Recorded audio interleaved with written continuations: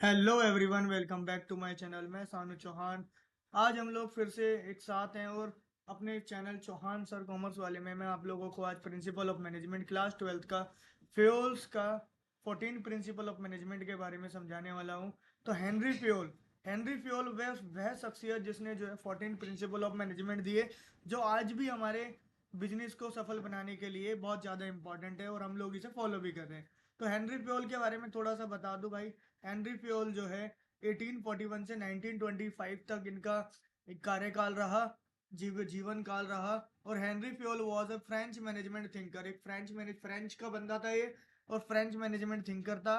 इन्होंने आइडेंटिफाई किए 14 principal of management और which are still relevant in today's organization. तो आज ऑर्गेनाइजेशन में ये सारे मैनेजमेंट ऑफ प्रिंसिपल जो है वर्क कर रहे हैं। तो सबसे पहले अगर हम बात करें डिवीजन ऑफ वर्क, तो डिवीजन ऑफ वर्क की बात करूं तो work should be divided among employees according to their specialization and ability. तो सबसे पहले हमने क्या करना होता है भाई, हेनरी फ्योल भाई साहब कहते हैं कि जो काम है, काम को जो है बांट दो, काम को एम्प्लॉइज में बांट दो और उनकी स्पेशलाइजेशन के अकॉर्डिंग, जिसको जिस चीज में काम में करने में जो अच्छा है और जिसकी जिस काम में रुचि है, एबिलिटी है, उसको वो काम दो। तो रिजल्ट क्या आएगा, एफिशिएंटली एंड प्रोडक्टिविटी इंक्रीज होगी, एफिशिएंसी बढ़ेगी और प्रोडक्टिविटी भी बढ़ेगी।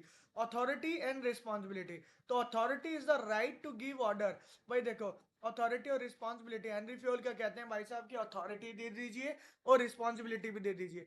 तो अथॉरिटी क्या होती है, authority is the right to give order और responsibility is the obligation to perform the work. तो authority and responsibility should go together, एक साथ चलते हैं दोनों के दोनों। और हेनरी फ्योल भाई साहब कहते हैं डिसिप्लिन के बारे में भी। तो तीसरा पॉइंट आता है discipline. Employ should follow rule regulation agreement of the organization.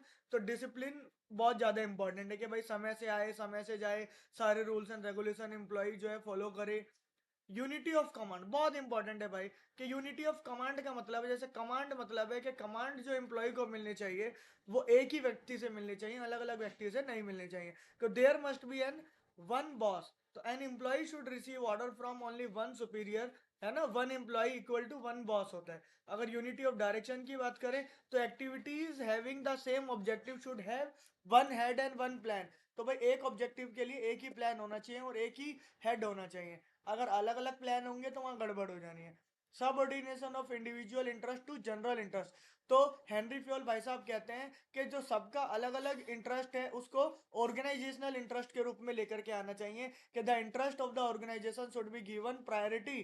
तो जो ऑर्गेनाइजेशन का इंटरेस्ट है उसको प्रायोरिटी देनी चाहिए over the personal interest of employ. तो एम्प्लॉय के पर्सनल इंटरेस्ट से रेमुनरेशन ऑफ एम्प्लॉय, भाई इतना सारा काम करेगा एम्प्लॉय तो उसको पैसे भी मिलने जरूरी है। तो employ should receive fair and reasonable wages salary for their work. और सेंट्रलाइजेशन और डिसेंट्रलाइजेशन बहुत इंपॉर्टेंट है भाई। सेंट्रलाइजेशन का मतलब होता है decision making power is concentrated at the top level.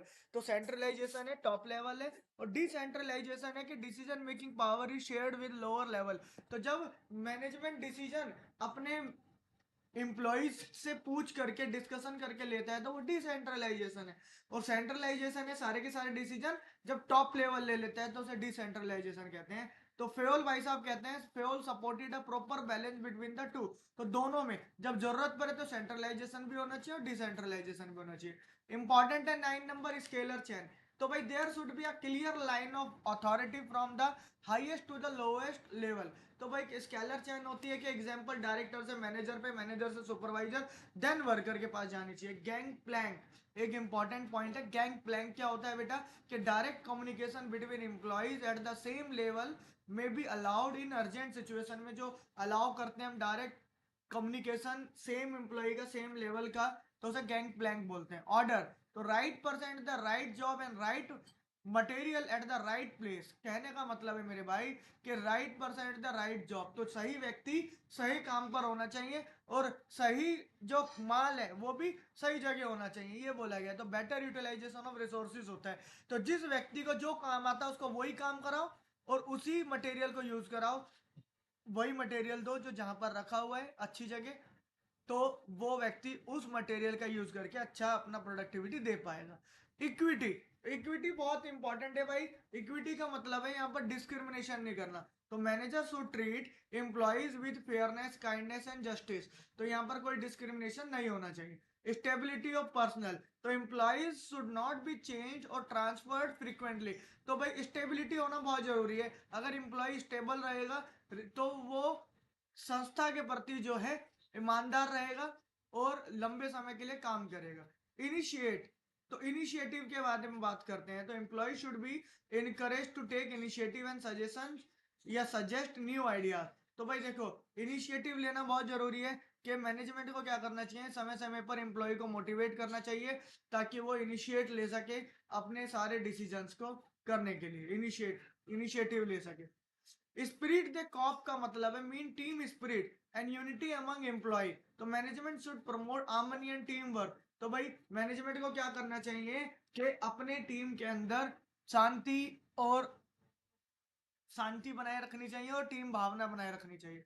एक और इंपॉर्टेंट पॉइंट आता है बेटा जी, डिफरेंस अक्सर पूछा जाता है unity of command and unity of direction. तो कमांड की बात करें तो वन एम्प्लॉय वन बॉस होना चाहिए, और यूनिटी डायरेक्शन की बात करें तो वन प्लान वन हेड होना चाहिए। ये रिलेटेड टू पर्सन होता है, रिलेटेड टू एक्टिविटी होता है। Command, an employ should receive order from one superior. तो कमांड में एक सुपीरियर से ही ऑर्डर मिलना चाहिए। और डायरेक्शन में activities having same objective should be directed by one manager using one plan.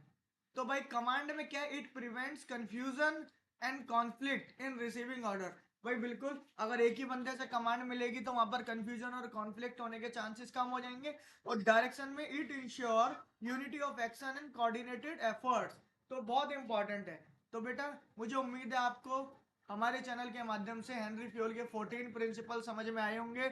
यहाँ पर आपको मैं दोबारा बता देता हूँ फटाफट से कि भाई डिवीजन ऑफ वर्क में के काम का बंटवारा, सही व्यक्ति को सही काम देना पड़ता है। और अथॉरिटी और रिस्पॉन्सिबिलिटी के, सबको अथॉरिटी के साथ साथ रिस्पॉन्सिबिलिटी भी दी जाती है। संस्था के अंदर डिसिप्लिन होना चाहिए। यूनिटी ऑफ कमांड, एक व्यक्ति से ही ऑर्डर मिलना चाहिए। यूनिटी ऑफ डायरेक्शन का मतलब है कि एक ही प्लान, एक ही ऑब्जेक्टिव होना चाहिए। और subordination of individual interest to general interest, के सभी का इंटरेस्ट को ऑर्गेनाइजेशनल के इंटरेस्ट में के रूप में प्रायोरिटाइज करना बहुत जरूरी है। रेमुनरेशन ऑफ एम्प्लॉय, एम्प्लॉय इतना काम करते हैं उनको रेमुनरेशन समय पे देनी चाहिए।